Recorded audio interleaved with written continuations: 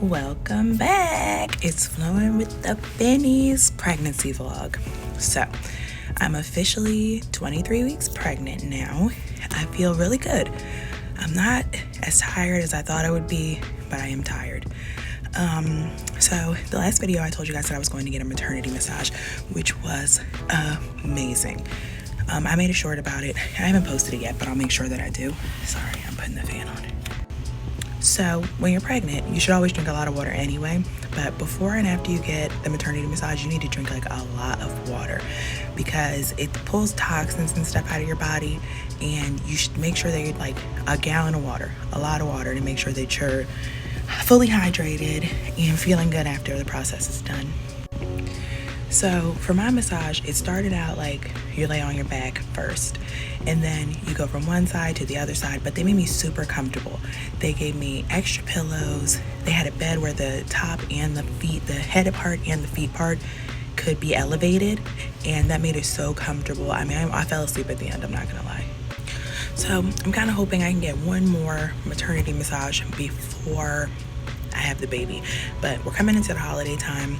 It's already October. I have to hurry up and get Halloween costumes for the girls and just make sure that we're ready for Halloween and the holiday season because it's gonna be crazy. On the last video, we also talked about registry, and I was kind of like talking about how on your third kid, do people really want a registry? Like, are they really like, hey, you probably still need stuff, especially when your youngest kid is 1. Sienna's only 1, so I feel like a lot of people probably think we don't need stuff, but you always need some stuff when you get a new baby. Like, you need bottles, you need pacifiers, receiving blankets, bibs, like all that stuff you need new when you have a new baby. But I guess people want us to buy it, which makes sense. It's our kids, I get it, but come on, y'all, help us out a little bit.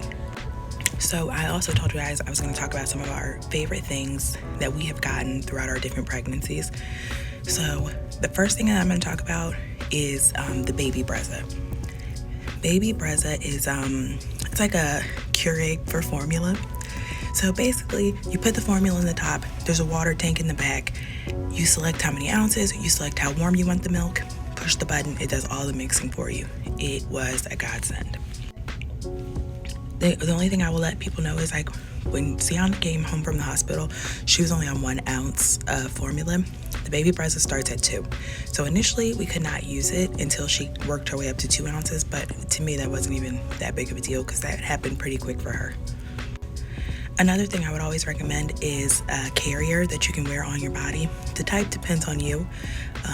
We have the one that kind of looks like a backpack, and I'll make sure I put a picture of it. But I have used that one for both of my kids. I've used that same brand. I'll make sure I put a picture, and it has just worked so well. I've used it working out. We've used it just walking around the house, doing dishes. It makes it so easy to be able to be hands-free but still keep your baby close to you.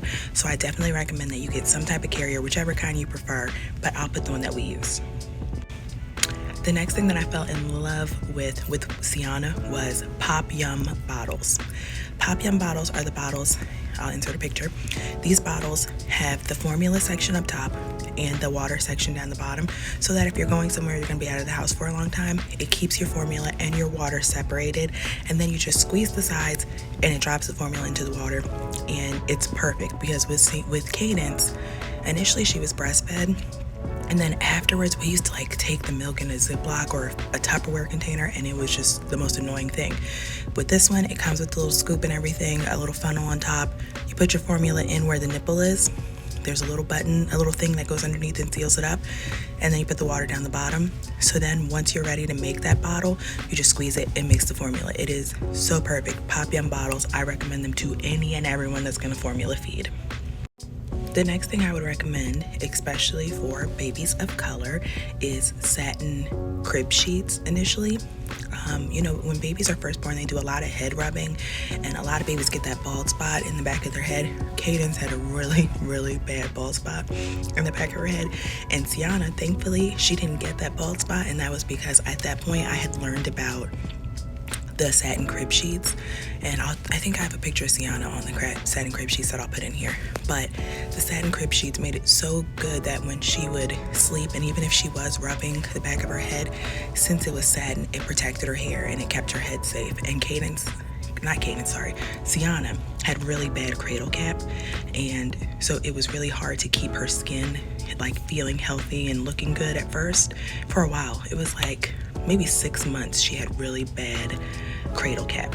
So I would definitely say to make sure that you get those satin crib sheets for all babies, but especially babies of color and especially babies with sensitive skin.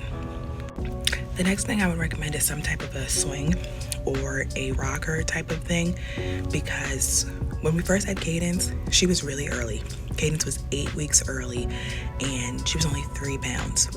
When we came home, she was still 3 pounds, and we were so scared to put her down because we were like, oh my, I was so panicked. I'm like, is she breathing? I had this thing, it was called an owlet, and it connected to her foot, and it would alert if her breathing rate was lower, because any parent is panicked when your baby first comes home, but when you have a 3-pound baby that comes home after being in the NICU, it can be really scary. So I would definitely recommend that you get some type of a rocker or something, because then Cadence was like so used to being held all the time, she never wanted to be put into anything else. With Sienna, we started her with this swing. I'll put a picture. We also used like a little bouncer thing, and she really liked both of those things. And then it gave us time to be able to just put her down and she could still take a nap, still go to sleep without us having to have her attached to us at all times. Which, you want to have your baby close, but at some times you just need to put that baby down and have some you time. And so I think it's really important that you get something like that. So I think that's pretty much most of my registry like must-haves for when you're first having a baby. Thankfully, some of those things we still have that we can reuse. Some of them we'll have to get over again, but today is actually Prime Day, so I'm gonna check out Amazon once I get off work. I'm at work again. So another thing I'll talk about is when to take it easy. Now, like I said before, I'm 34 years old. I'll be 35 in November next month. And being like an older mom, like I have some friends that have high school kids, and here I am pregnant with my 3rd kid.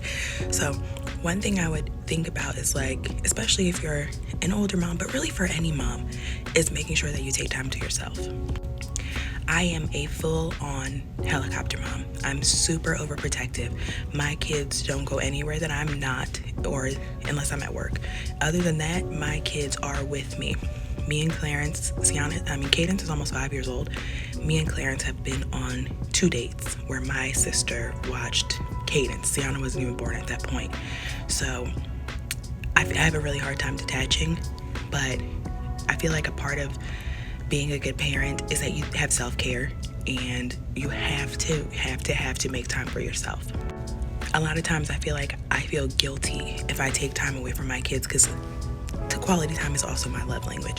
I don't like wasted time, and I'm very big on time.